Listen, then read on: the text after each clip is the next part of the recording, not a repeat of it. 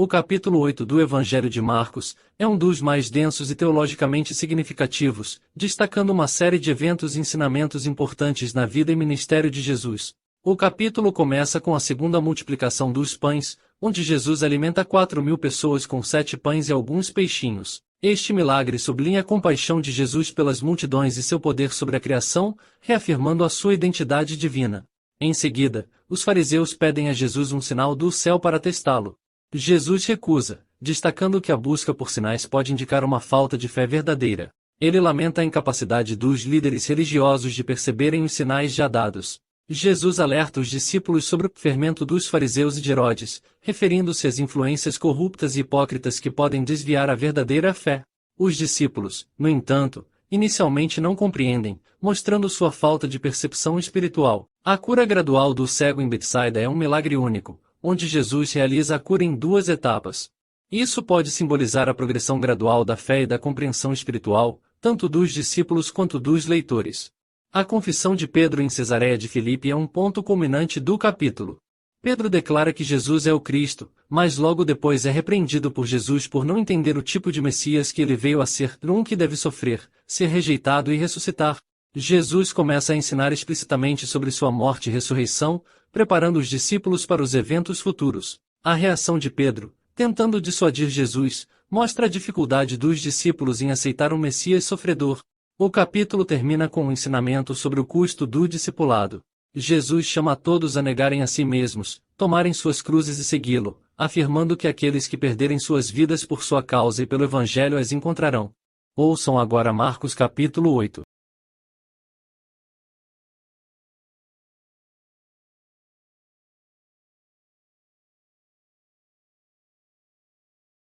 Evangelho segundo Marcos. Capítulo 8. Entre aqueles dias, havendo novamente uma muitíssima multidão e não tendo que comer, chamando os discípulos, disse-lhes: Moveu-se de compaixão pela multidão, porque já faz 3 dias que estão comigo, e não tendes o que comer. E se os deixar ir em jejum para suas casas, desfalecerão no caminho, e alguns deles são de longe. E seus discípulos responderam-lhe: De onde alguém poderá satisfazer com pães a estes aqui no deserto? E perguntou-lhes: Quantos pães tendes? E eles disseram: 7. E ordenou à multidão para se assentar sobre a terra, e tomou os 7 pães, tendo dado graças partiu e deu aos seus discípulos, para que distribuísse, e distribuíram à multidão. E tinham poucos peixinhos, e os abençoando, disse: Também distribuam a estes. E comeram, e ficaram satisfeitos, e pegaram as sobras dos pedaços dos 7 cestos. E eram os que comeram como uns 4.000, e os despediu. E logo embarcou no barco com os seus discípulos, vindo para as partes de Dalmanuta.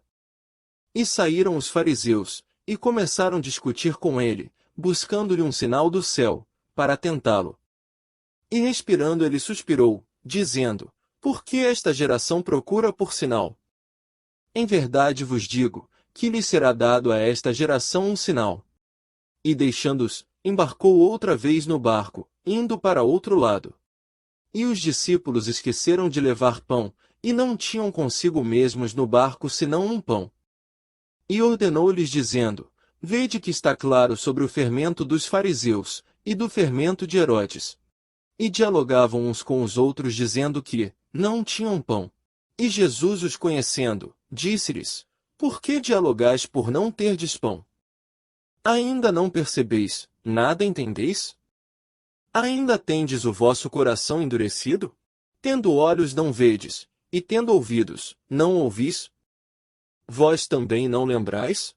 Quando partiu os 5 pães para os 5.000, quantos cestos de vime cheios de pedaços levantastes?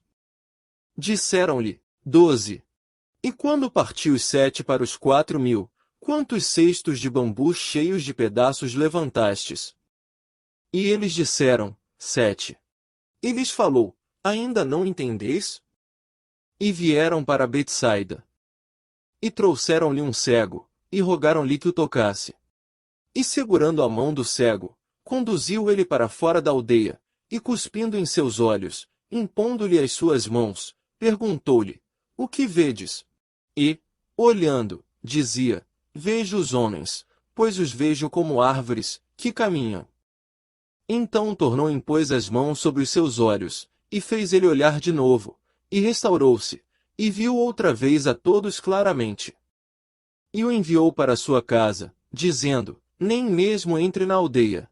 E saiu Jesus e os seus discípulos para as aldeias de Cesareia de Filipe. E no caminho perguntou aos seus discípulos, dizendo-lhes: Quem os homens dizem que eu sou? E eles disseram: João o Batizador, e outros Elias, mas outros ainda, que és uns dos profetas. E ele lhes disse: Mas vós o que dizeis, quem eu sou? E respondendo Pedro, disse-lhe: Tu és o Cristo. E ordenou-lhes que a ninguém dissessem acerca dele. E começou a ensinar-lhes que era necessário que o Filho do Homem muito sofresse, e fosse reprovado pelos anciãos, e principais sacerdotes, e pelos escribas, e que fosse morto, e depois de 3 dias ressuscitaria. E abertamente falava a palavra. E Pedro, tomando-o à parte, começou a repreendê-lo. Mas ele, virando-se, viu os seus discípulos, também repreendeu a Pedro e disse: Retira-te, para trás de mim, empecilho, porque não pensas nas coisas de Deus, mas as dos homens. E chamando a multidão com os seus discípulos, disse-lhes: Se alguém deseja vir após mim, renuncie a si mesmo, e toma sua cruz, e siga-me. Porque se alguém deseja salvar a sua alma, perdê-la-á, mas se alguém perder a sua alma por causa de mim e do Evangelho, este salva-la-á. Pois, do que adiantará ao homem ganhar o mundo inteiro e perder a sua alma? Ou que daria o homem em troca da sua alma? Porque se alguém envergonhar-se de mim e das minhas palavras entre esta geração adúltera e pecadora, também o Filho do Homem se envergonhará-se dele, quando vier na glória de seu Pai com os santos anjos.